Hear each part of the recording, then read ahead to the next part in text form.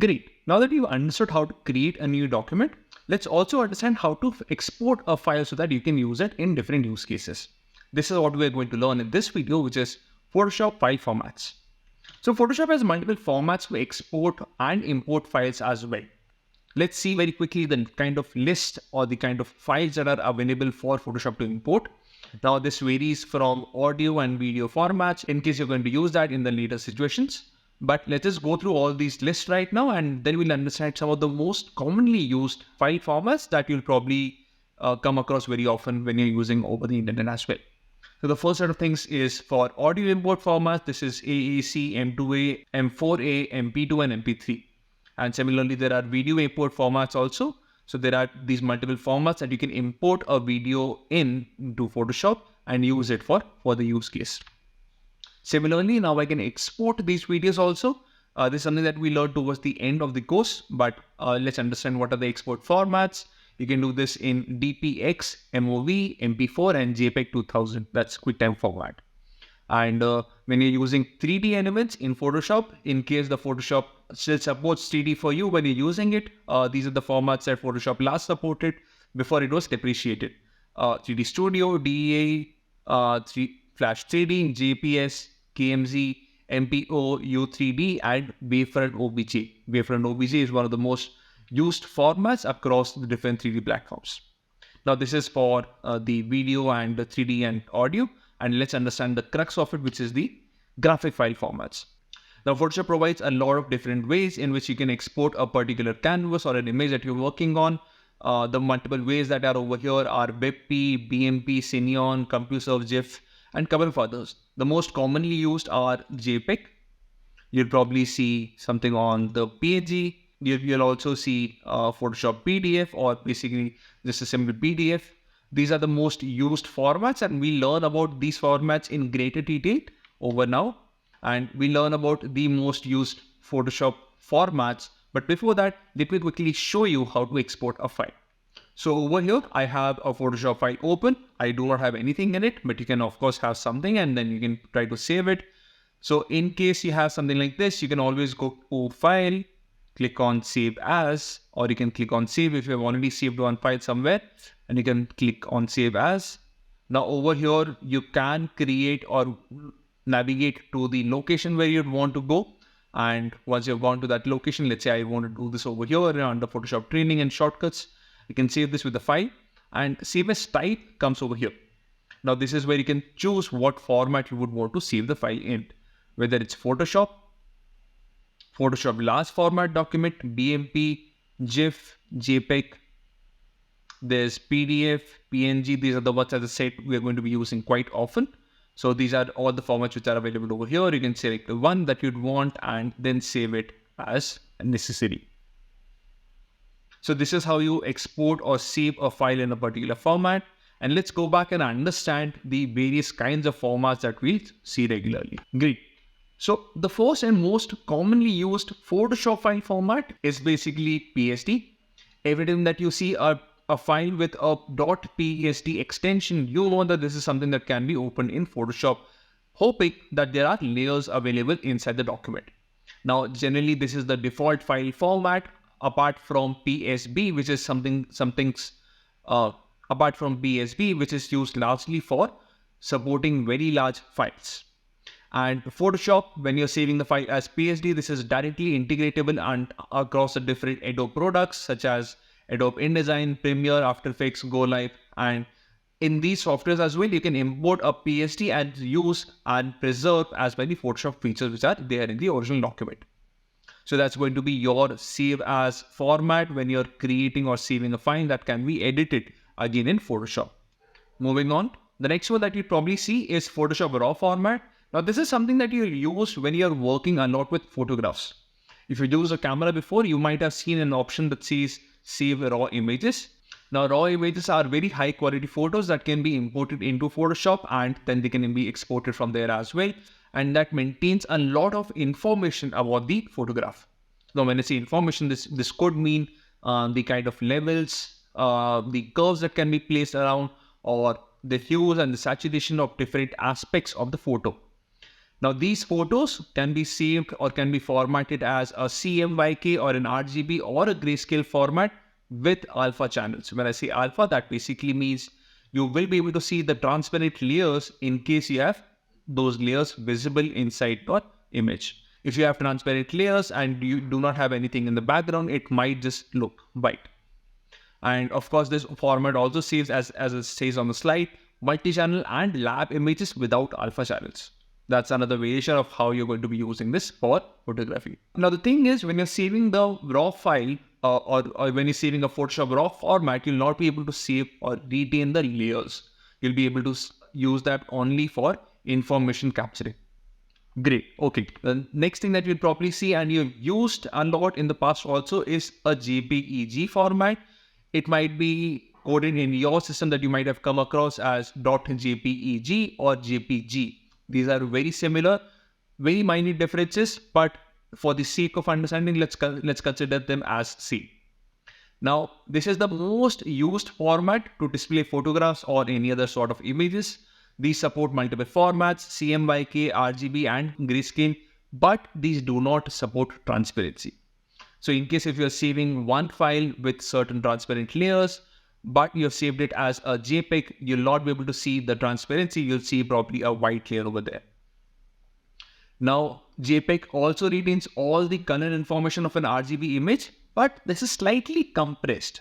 Now, when I say compressed, Photoshop selectively deletes some information from all the pixels so that the file size can be brought down to a justifiable manner. Now, what could also happen is if you're choosing for high compression, that means that that's an option when you're selecting this in Photoshop.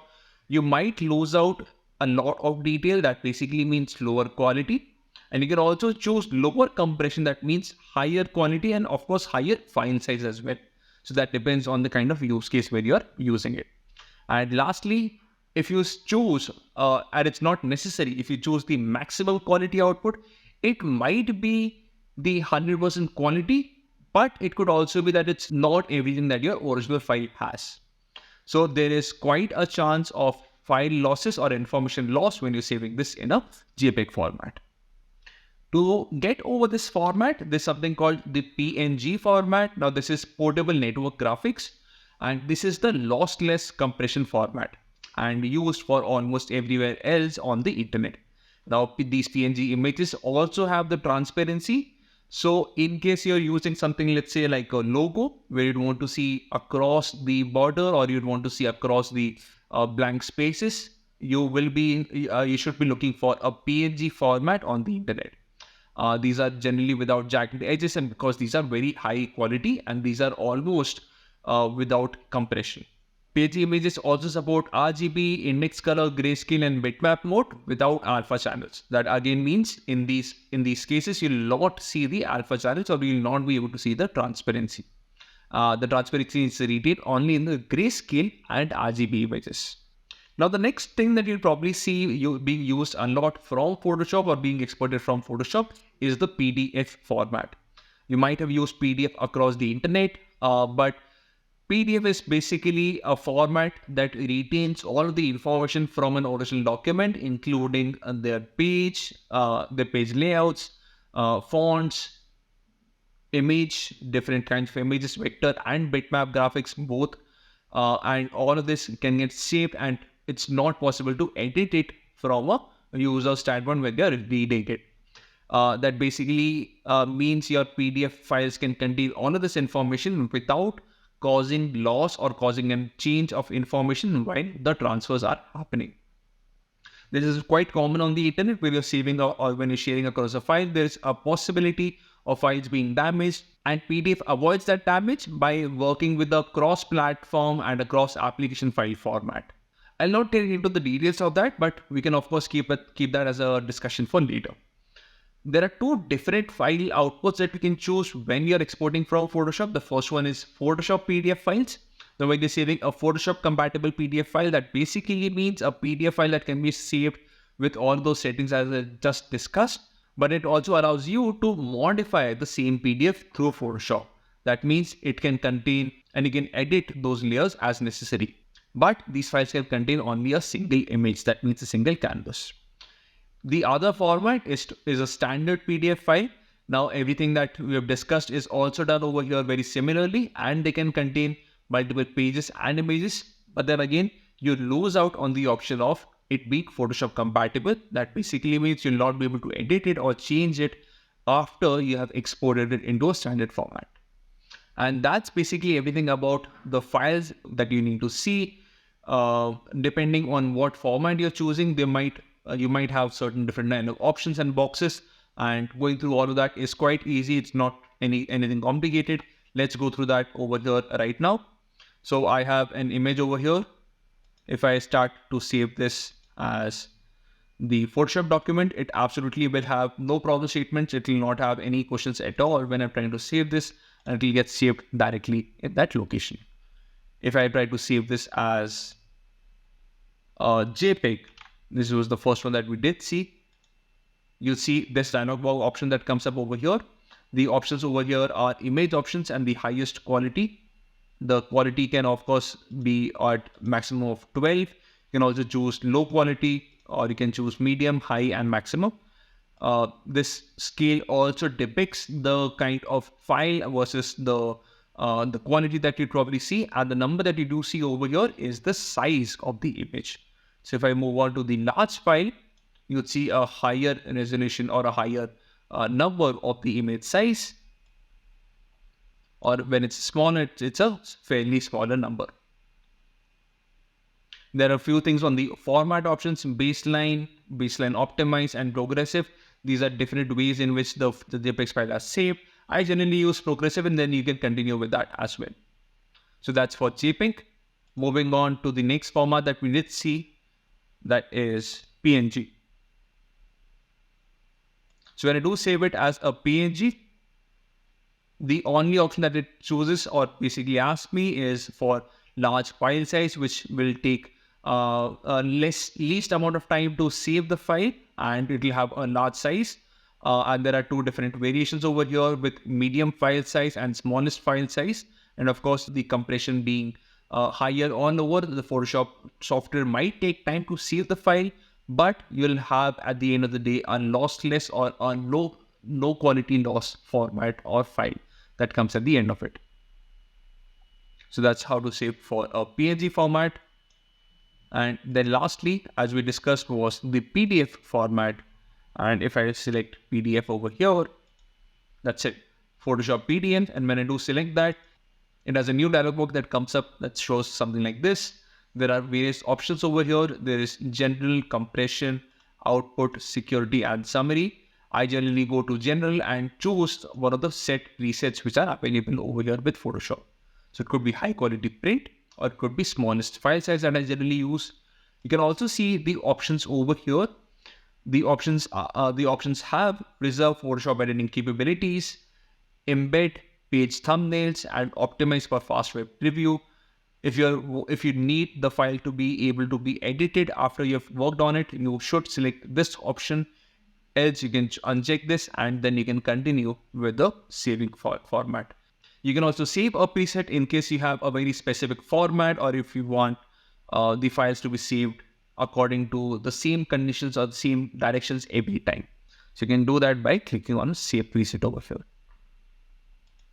And those are the ways of saving these files across different formats.